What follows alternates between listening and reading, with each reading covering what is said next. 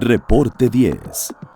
Entrevistas y comentarios con los personajes de la política, la economía, la sociedad, la cultura y el deporte que inciden en la vida de quienes habitamos en la península.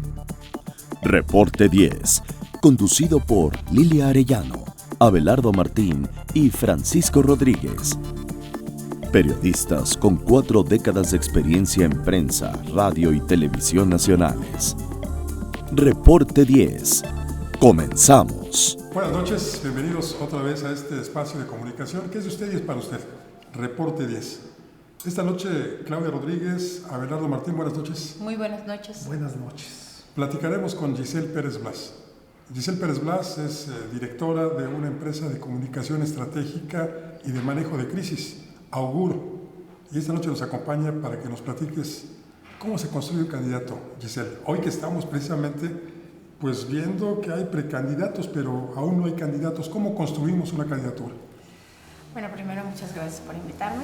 Y yo creo que este año, 2018, desde el 2017, está rompiendo absolutamente todos los paradigmas. Quien quiera construir un candidato como antes se va a enfrentar a un ciudadano que literalmente te está diciendo no pasas, ¿no? Entonces, como estratega, sí te digo que estoy teniendo que reinventar todos los procesos. Usualmente tenías una investigación cualitativa, cuantitativa, eso te daba el mapa del territorio, ¿no? Más o menos dónde están tus puntos fuertes, tus puntos débiles, electoral y también en materia de temas. Explorabas una propuesta que conjugara, al menos en mi caso, deseos y necesidades, porque son dos cosas distintas. Necesidad es un tema de ejercicio de gobierno. Y el deseo es un tema de popularidad y de manejar estos equilibrios entre lo que espera la gente y lo que puedes dar, ¿no? Especialmente gobiernos que están llegando a una crisis de quebrazón absoluta de los estados. ¿De legitimidad, podemos decir? De legitimidad por cómo tratan de llegar, ¿no? O sea, cuando construyen en el autoconsumo, entonces es la propaganda para mí, para mi partido, lo que a mí me gusta, lo que yo creo, ¿no? O incluso también de capacidad de gobierno, o sea, llegas y encuentras un barco que está a la deriva y completamente quebrado, entonces hay que volverlo a restablecer, 6 años no es suficiente. Entonces, con ese historial, yo les digo de pronto que por décadas, más allá de los temas de corrupción, etcétera, el político se cegó a sí mismo y entonces consume lo que todos los días le dan otros políticos. Y lo que él con sus asesores recibe y lo que él con sus encuestas percibe. Y este ego ha hecho que vaya ahondándose la distancia con el ciudadano, más allá del enojo social, a una cero comunicación. Yo hablo, tú no me entiendes, tú hablas y yo no te escucho. El ciudadano fue cambiando. Se fue nutriendo, por ejemplo, de estímulos de comunicación no gubernamental, sino su narrativa la empezó a construir a partir de estímulos de autoconsumo, o sea, de yo elegir qué encuentro, en qué me entero, etc. De valorar las luchas cotidianas que el político les quita, ¿no? Porque yo gano la beca y tú la presumes. Claro. Y luego de este proceso de yo sé cuándo me vas a dar y cuándo me vas a dejar de dar. Entonces se vuelve casi pragmático. Las estructuras partidistas buscan la invencibilidad electoral, no la credibilidad, y entonces ves que cada elección, en lugar de crecerte con un triunfo, te merma y te merma y te merma. Este año vimos 2 estructuras territoriales que eran casi legendarias colapsar y estar a punto de... Y aún así, sí, Estado de México y Coahuila, a punto de perderlas por una pésima visión de lo que iban a enfrentar dentro del ciudadano y también desde la evaluación de sus propios militantes, porque los militantes no son robots, son seres humanos. Así se construían antes las candidaturas, sí. Tomando como ingrediente principal el ego de quien era postulado. Claro, o sea, que la campaña fuera a mi gusto. 2, que conciliara con el partido, ¿no? En amarres cupulares. Y de pronto esto de los candidatos de unidad que empezó hace unos años O sea, te quebraba las figuras que realmente tenían peso territorial. Y posibilidad, ¿no? Y entonces tenías que servirle de escalón a figuras impuestas. Claro. O sea, quebrando y quebrando y quebrando. Y es un poco como un temblor. Por eso cuando digo el sismo, no solamente me refiero al sismo como tal. Es como un temblor que va tallando las capas. Al sismo. Ajá, va tallando las capas y de pronto viene una ruptura. Sin que lo veas, ¿no? Desde tu soberbia, ¿no? Y también eso nos pasa un poco en medios. O sea, desde la soberbia del altiplano no se ve este cambio que podemos ver cuando hago yo los recorridos territoriales. Lo vimos hace un año cuando el PRI estaba seguro de ganar 12 gubernaturas. Sí, claro. Y se lleva la sorpresa de que la medición que ellos tenían acá en el altiplano era totalmente distinto a lo que estaba ocurriendo verdaderamente en las entidades que finalmente acaban perdiendo. Sí, por ejemplo, yo tenía un candidato que hubo que hacer una ruptura, pero el presidente de su partido, antes de que hiciéramos esa ruptura, dijo, se van a cuadrar, ¿no? ¿De qué candidato nos hablas? La soberbia estamos hablando del sureste, Quintana Roo, por ejemplo. El candidato Quintana Roo. ¿Qué sucede? Cuando tú tienes peso moral sobre la población, por la construcción que haces, ya O sea, sea cuando tienes interpersonal credibilidad, cuando y peso moral. construiste credibilidad. Y peso moral. O sea, si yo soy perseguido y me golpea un sistema que también ha golpeado al de al lado, entonces nos unificas. Hay algo en común. En ese Claro. abismo entre tú y yo que no hay nada en común, le empiezas a meter como ladrillitos para volver a construir un puente, ¿no? Entonces, de pronto teníamos a los independientes.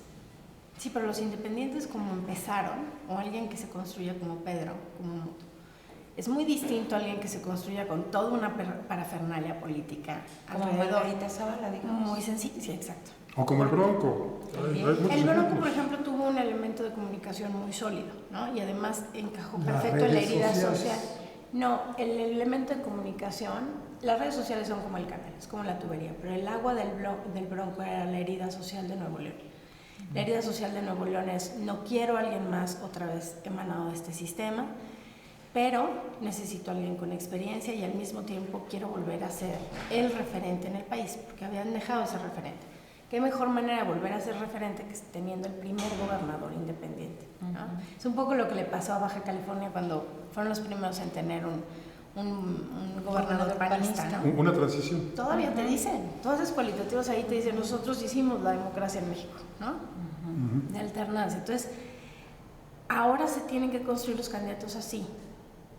Toman la herida social hiperregionalizada y les construyes un candidato, pero no a partir de fingir al candidato, o sea, no de inventar, no es marketing, o sea, no es poner playeras y logos y poner colores, no, sino encontrar qué elementos de ese candidato que le son intrínsecos se casan con la herida social de ese momento en particular de la región a la que necesitan gobernar. Y ejemplos prácticos. A ver, estamos viendo que en el PRI están construyendo todavía la candidatura de un externo, de José Antonio Meade.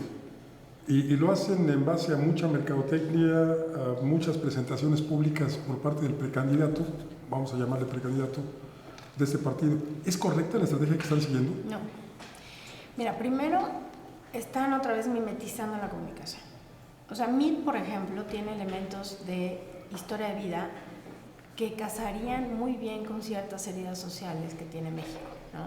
O sea, la necesidad de alguien que sea pragmático, que no sea tan protagonista, que haya dado resultados en varios espacios, ¿no? Pero ¿qué sucede? El proceso en el que lo comunican es igual que el proceso en el que comunican al presidente. O sea, desde una institución, desde la poco genuino, ¿no? Comunican lo que creen y asumen desde su autoconsumo que deberían de comunicar. Si tú realmente les presentaras de una manera genuina, con una estrategia de comunicación realmente pensada como estrategia y no como acciones de marketing, al verdadero Meade, yo creo que tendrían un mucho mejor candidato y una mucho mejor plataforma. También la división del PRI está muy clara. No todo el PRI está tratando de catapultar a Meade. Hay otros que están queriendo tener a Nuño como continuidad de la gestión del presidente, y hay otros que, bueno, están buscando incluso con otros gobernadores o con secretarios como de la Madrid, Osorio Chong, o como, por ejemplo, Calzada, ¿no? Pero todos ellos, si los mimetizas y les haces ese tipo de comunicación, si los quieres meter en el molde, los vas a aplastar. Lo que deberían de tratar de hacer es ver qué de ese personaje crea sinergia con lo que está viviendo el país. ¿López Obrador crea esa sinergia? No. Fíjate, López Obrador es populista, sí, excepto en una cosa: los populistas tienden a ser extraordinariamente carismáticos. Son gente que, aunque los detestes, de pronto te articulan este imaginario de esperanza, y Andrés Manuel no logra hacerlo. Lo que sí tiene es que tiene una extraordinaria detección del enojo social. Sabe qué herida te está tocando, ¿no? Y entonces detecta ese enojo y lo jala para crearlo y hacerlo su fuerza. A lo mejor hace un año, y lo vimos en el despunte de Morena, ese enojo que no tenía ningún otro elemento de autoestima, el enojo puro, sin autoestima, te crece cualquier candidato que se oponga al sistema. O sea, con solo decir les voy a romper a los de enfrente, con eso tienes. Post-sismo, y con post-sismo me refiero a Trump, me refiero a la reacción de los mexicanos, me refiero a las campañas como por ejemplo la de Huevo San Juan, o la que hizo Corona, o la que hizo Indio, ¿no? O sea, que reestructuran la narrativa del mexicano a partir de heridas y les dicen, oye, vamos juntos.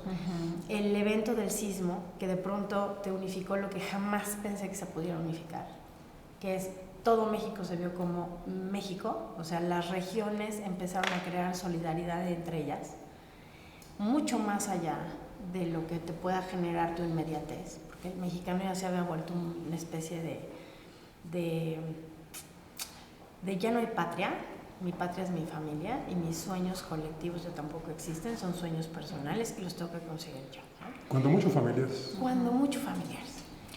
Pero en realidad de pronto este sismo les dice a todos los demás, oye, no hay desprecio.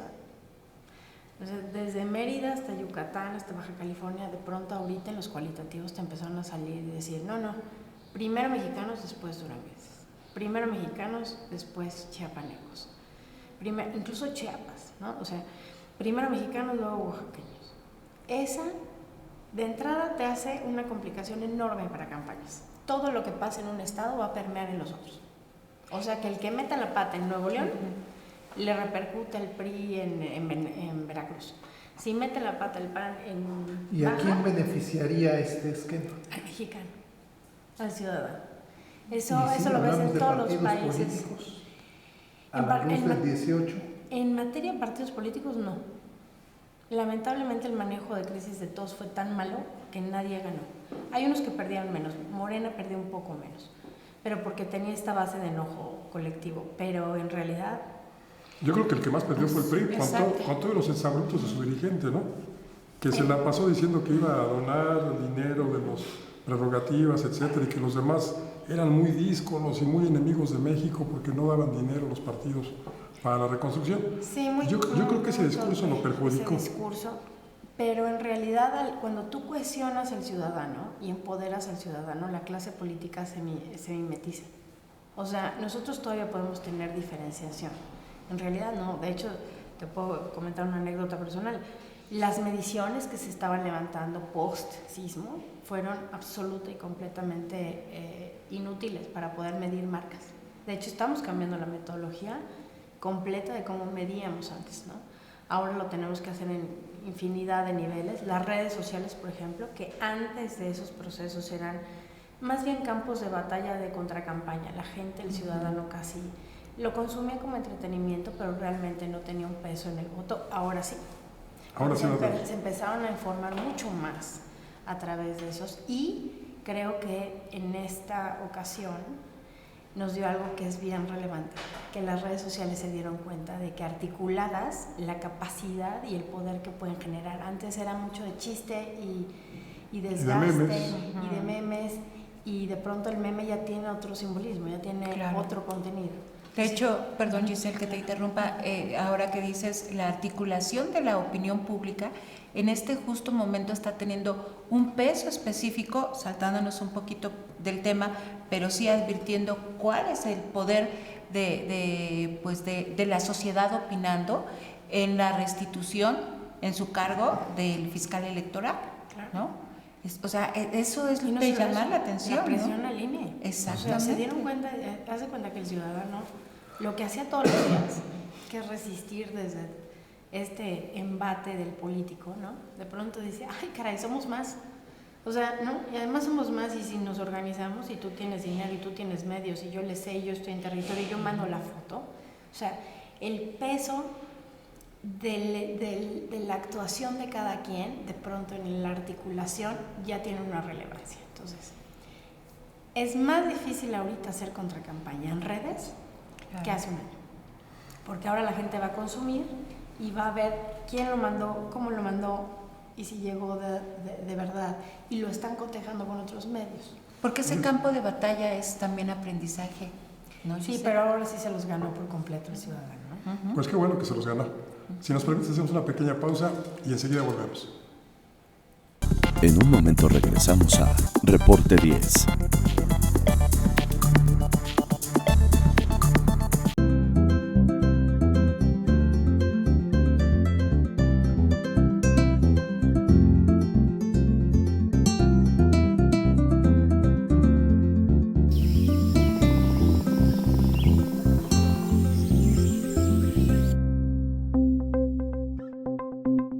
Quintana Roo vive. Las cosas que queremos, los proyectos que empiezan, las ilusiones concretadas, necesitan una asesoría legal y una base concreta. Notaría 64. Respaldamos tus actos legalmente.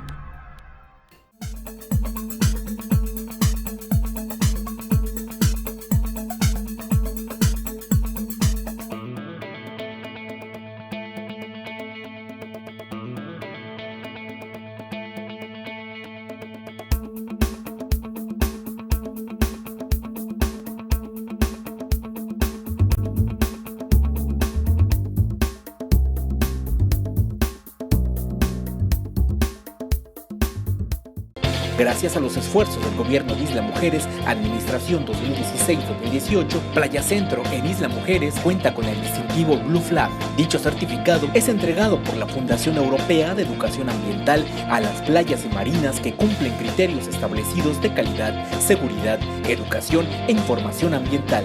Con ello, no solamente se ha logrado mantener el distintivo Blue Flag, sino que este año será ratificado.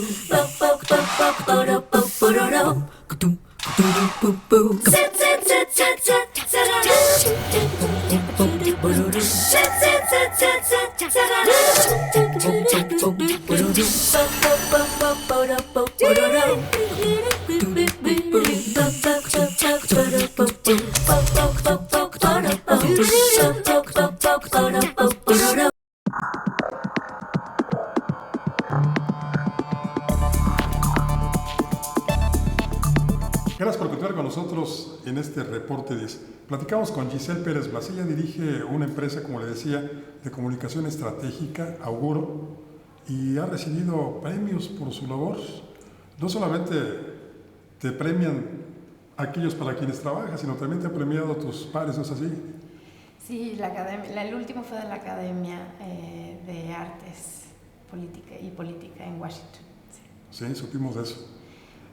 Pero además, no solamente has hecho trabajo de comunicación política y de estrategia política para políticos mexicanos, también tu empresa ha extendido vienes regresando prácticamente de Francia, ¿no? ¿Ya qué hiciste?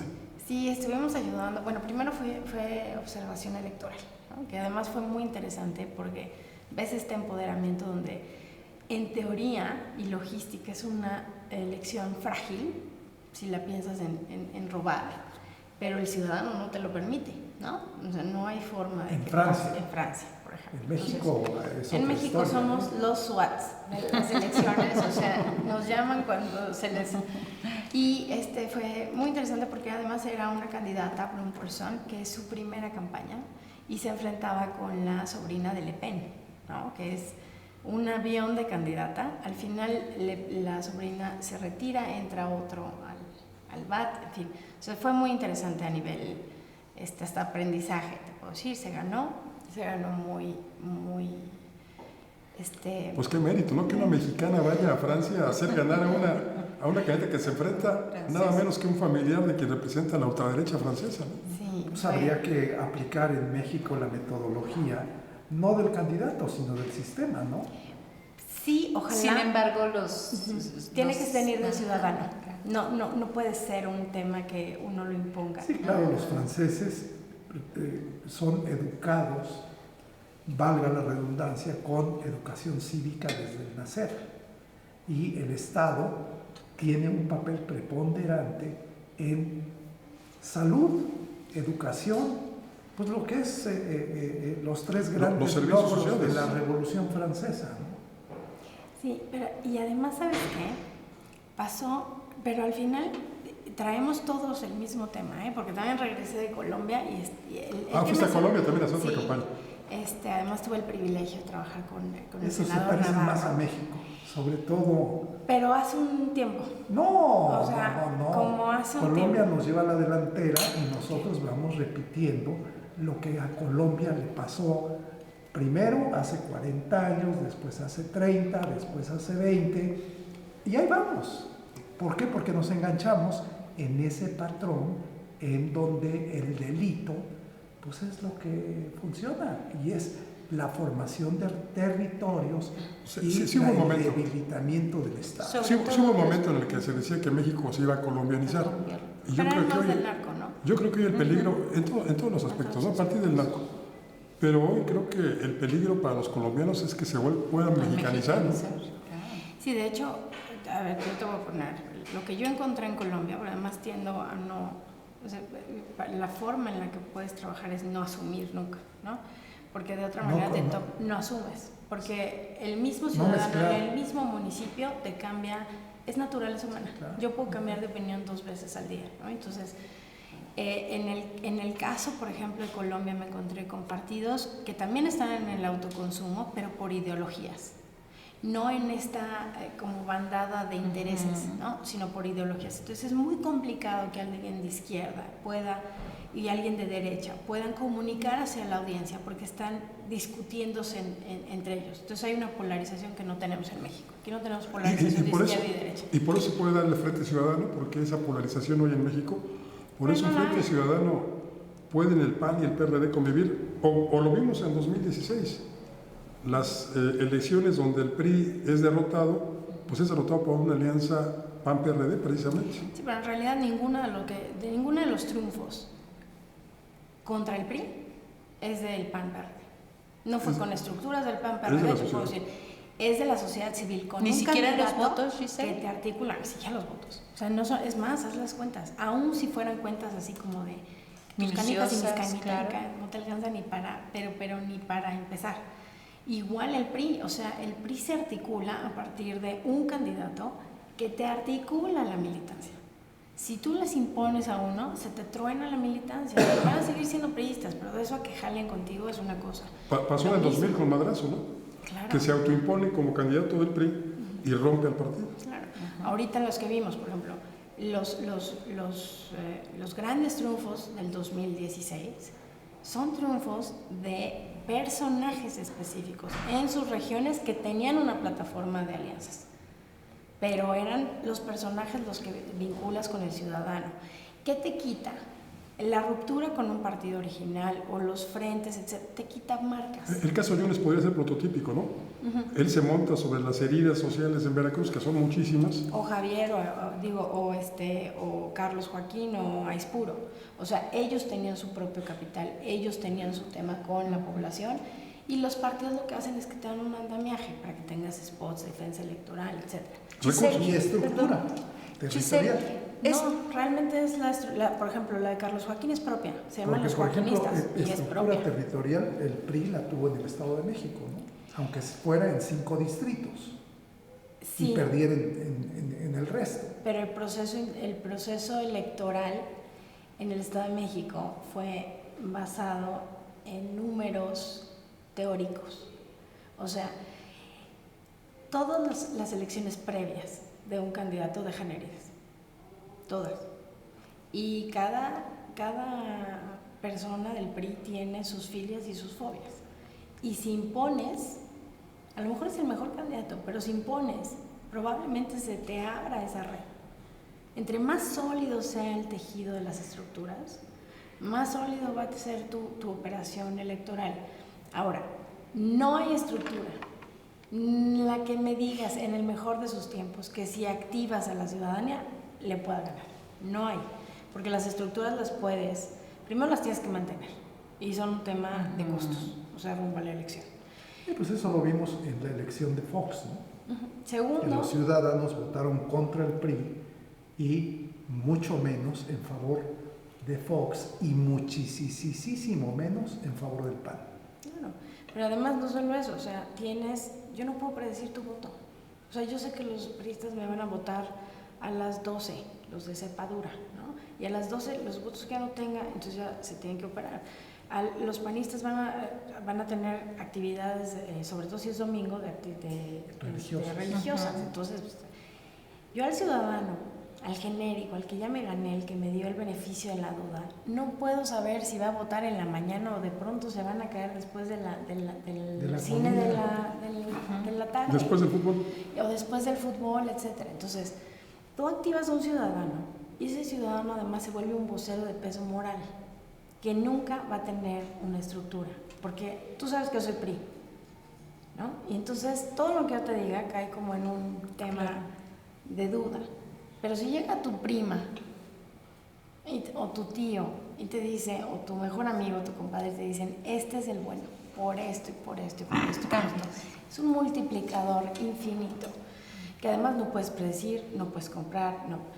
En la del 2016, te lo puedo decir, uno de los principales promotores del voto de Carlos Joaquín eran los niños menores de 13 años que no votan, pero eran los primeros que incluso denunciaban hasta por redes sociales a los mapaches. Este asunto de la FEPADE, ¿no? Denúncialo a la FEPADE. Sí, ¿no? pero además te pescaban en la idea perfecto, pero se tienen que articular una campaña que conecte con la sociedad, claro. Te deja sociedades infinitamente más exigentes. Unas campañas conectadas con la autoestima del ciudadano, cuyo territorio sea a partir de la gestión individual, de la construcción a partir de causas, etcétera, te deja un ciudadano de otro nivel, que va a exigir el doble en gobierno, ¿no? Eso sí es clarísimo. Oye, Giselle, y prácticamente, vamos a postular a Abelardo Martín como candidato a alcalde de Miguel Hidalgo. Órale. ¿Cómo construye su candidatura? Lo primero que le diría a él o a cualquier otro es, vive tu territorio. ¿Vives ahí? Y aunque vivas ahí, no lo conoces. O sea, de una vez, ¿no? Y aunque seas un hombre de entre 40 y 50 años, no sabes lo que piensan los hombres entre 40 y 50 años. O sea, lo primero es medir, pero antropológicamente, cualitativamente, y ver qué de ti, y además con una muy clara autocrítica, hacer una estrategia de qué de ti funciona para las necesidades de ese ayuntamiento. Y hablando de heridas sociales no son necesidades. Herida social, por ejemplo, en el Estado de México la herida social es la discriminación. Pero en Chiapas, por ejemplo, la herida social es cómo lo percibe el resto de la población. Y tanto potencial, cada vez que alguien saca una campaña diciendo la riqueza de Chiapas, ¿no? Y entonces el chiapaneco dice, y yo sigo jodido. O sea, las heridas, por ejemplo, de Quintana Roo era construir un paraíso para otros. Donde ¿Ya cambió? ¿Que la herida? Es que dijiste eran. No, en ese momento era, no lo he medido últimamente. La herida social, por ejemplo, de Baja California es ¿por qué no se nos ve como México? ¿no? Esa lejanía. Claro, siempre, Tijuana tiene, si tú asumes que las zonas de frontera no tienen construcción de un identitario, un imaginario colectivo, es completamente erróneo. El tijuanense es sólido de su identidad como tijuanense. Y como mexicano. Y el tapachulteco también, ¿no? Con una clarísima diagnóstico de que son costa y son los representantes y son la puerta por la que entran a México. Entonces, lo primero es, mida su territorio. Mide su territorio. Vean dónde. Ahorita nos dices qué más, porque vamos a una pequeña pausa, enseguida volvemos. En un momento regresamos a Reporte 10.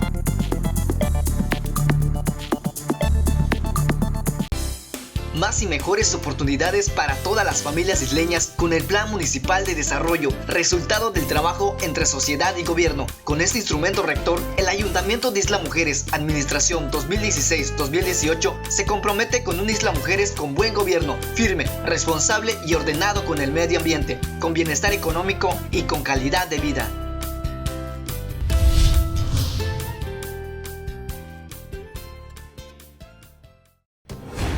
Las cosas que queremos, los proyectos que empiezan, las ilusiones concretadas, necesitan una asesoría legal y una base concreta. Notaría 64. Respaldamos tus actos legalmente.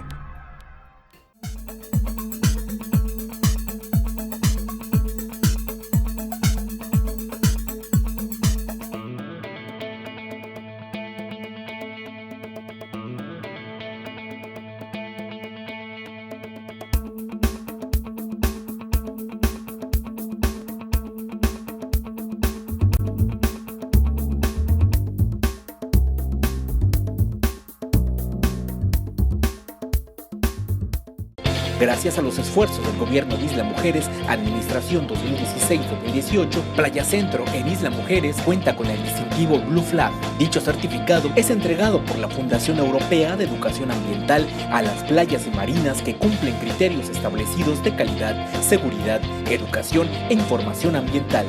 Con ello, no solamente se ha logrado mantener el distintivo Blue Flag, sino que este año será ratificado.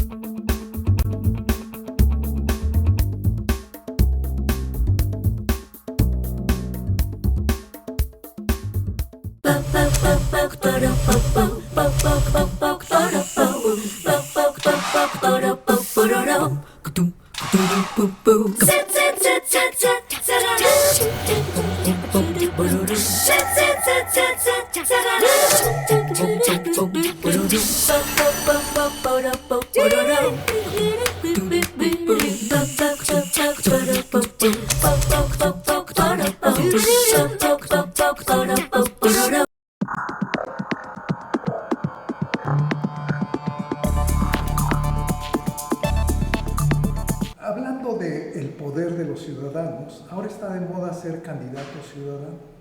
Y entonces dejas el partido en el que militaste toda la vida o cambiaste de partido 2 o 3 veces y resulta que ahora te eriges como candidato ciudadano. ¿Esto te dice algo a ti? ¿Verdaderamente los candidatos ciudadanos van a ser relevantes en la elección del 2018 de acuerdo a tu experiencia? ¿Qué papel van a jugar los candidatos ciudadanos? ¿Y qué hacer con ellos? Los que sean genuinamente ciudadanos, sí.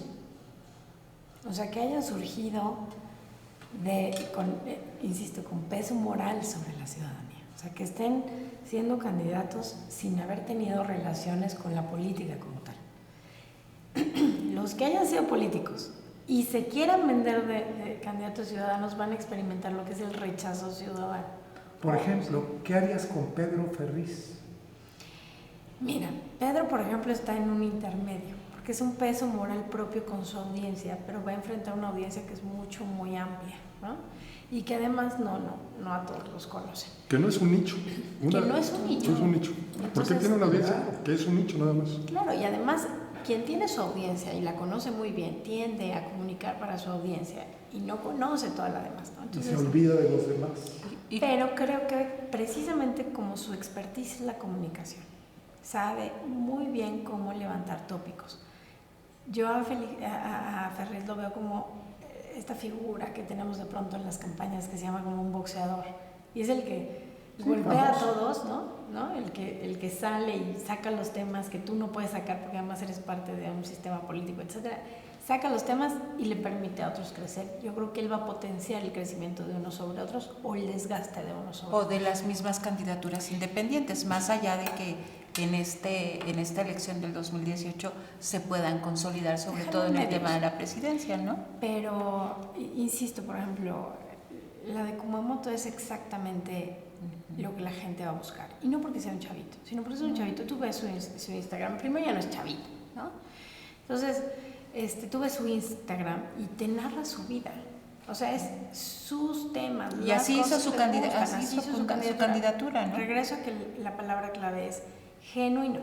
Exacto. O sea, y la otra es, vamos a tener que cambiar el paradigma de las campañas. Antes era, te prometo y te cumplo. Pero puedes ser priista y ser genuino. Puedes tener un partido y ser genuino. Sí, puedes, claro. Sí, puedes dejar de obedecer a los intereses. No, es que esa es la diferencia. Alguien genuino no obedece. Es esa voz disidente. Pero si eres ungido en un caso o eres electo, ¿cómo te desligas de esos intereses? Te voy a poner un ejemplo. Hay un diputado, ¿no?, que tiene un peso moral enorme en Hidalgo porque genuinamente es uno de los pocos diputados que está peleando los temas indigenistas, etcétera. Pero porque ese es su origen, o sea, de nacimiento. Y no ha renunciado a su origen en toda su historia. Lo mismo que pasó con el temblor. ¿Qué marcas fueran abrazadas por sus esfuerzos de ayuda? Aquellas que tenían un historial de haber trabajado bien. Los topos, por ejemplo. Claro, los topos, no, pero me refiero a marcas, por ejemplo, Huevo San Juan, ¿no? Versus a la de sanitarios, que te los trató de cobrar. O de pronto veías con Telmex el problema de por cada peso tuyo doy, y en 2 segundos, por cada peso tuyo doy 5, ¿no? O sea, no adquirieron peso moral por la emergencia, aunque tuvieron las mismas acciones, porque tiene que ver con la historia y el mexicano sí tiene memoria, y tiene memoria regional. Claro.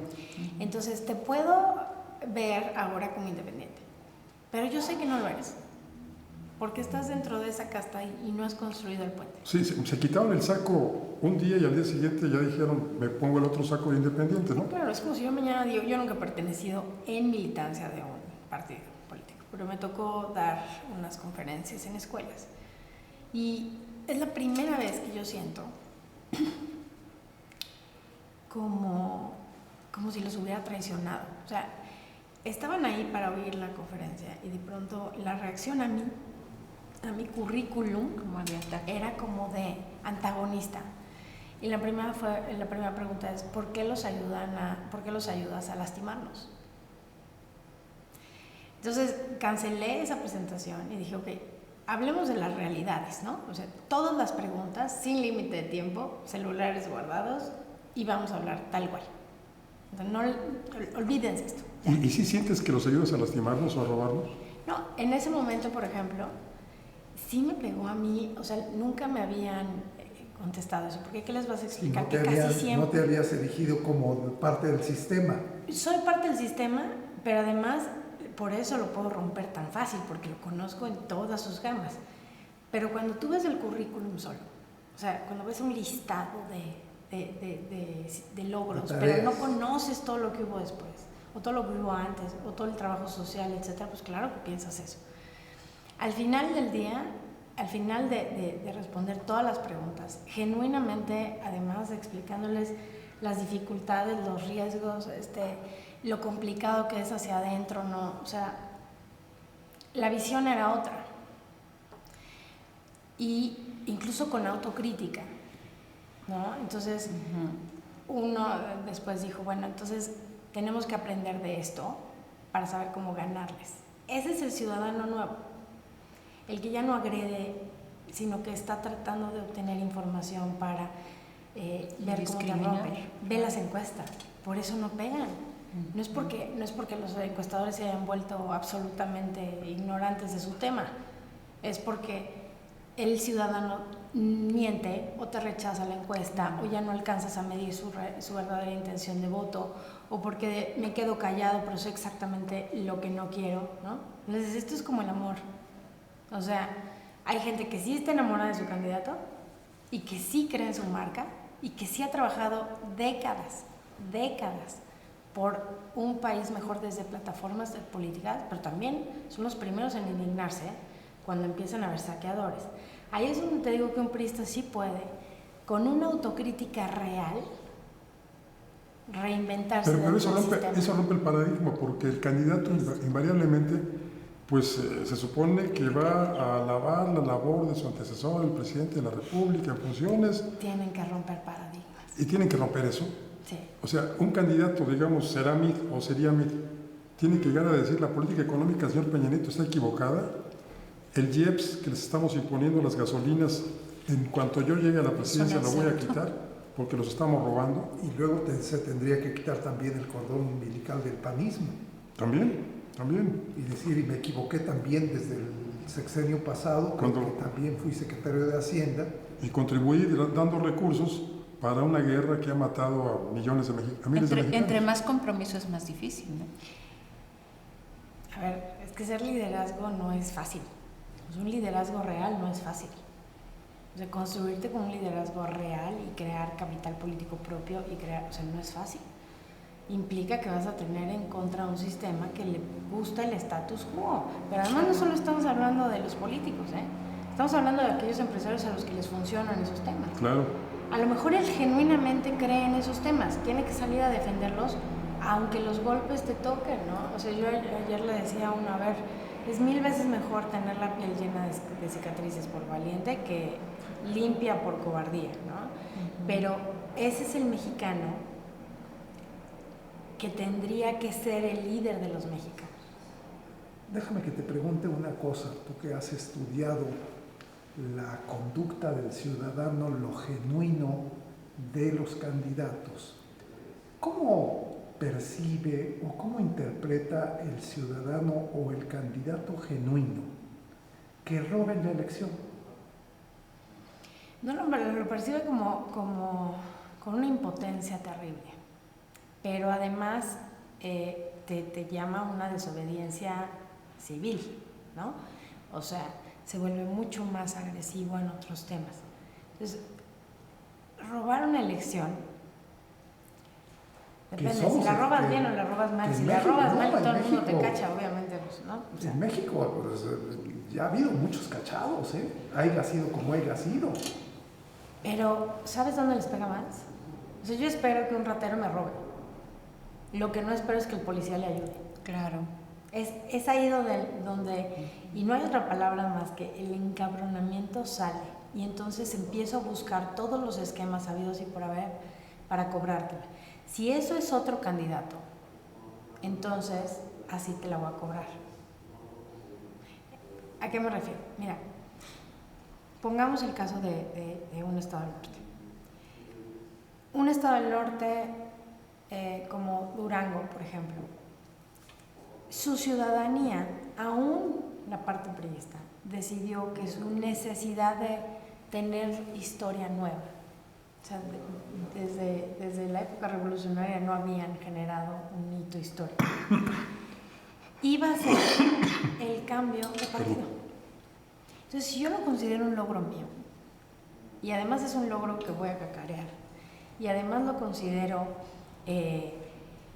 me hice partícipe de la historia, de un nuevo capítulo en la historia del Estado. Claro que voy a ser mucho más conciliador con el gobernador, que no está tan mal evaluado, a pesar de que las acciones de gobierno sí están mal evaluadas, pero el personaje no. Bueno, ¿por qué? Porque estoy siendo parte del proceso. Entonces vamos como que juntos, y entonces de pronto te decían, pues no sé si me va a ir mejor, pero al menos, ¿no? es un nuevo capítulo. Lo mismo está pasando con la población enojada. Te dicen, a ver, muchas de las preguntas que hacemos, y sale reiteradamente, lleva 3 años, te dicen, voy a hacer intención de voto, Morena. ¿No? Bueno, aquellos que te lo dicen. ¿Por qué? Porque los va a quitar. O sea, porque va a romper eso y entonces a lo mejor puede salir algo nuevo. No necesariamente de Morena, sino solo como quitando obstáculos. Entonces ahora tenemos un votante que es estratega. Y de pronto dice, bueno, para que a Paco le quiten su silla, ¿no? Claro. ¿No? Entonces tengo que hacer que se mueva tantito. A lo mejor no va a quedar en el lugar que originalmente quiero, pero al menos te moví. Y en la medida que se puedan empoderar en cada una de las elecciones, ¿no? Vas a ver una diferenciación en el perfil político, porque le van a exigir al individuo. Y el individuo tiene que entrar al quite, ¿no? Ejemplo, las mujeres. No, las mujeres no votamos por mujeres.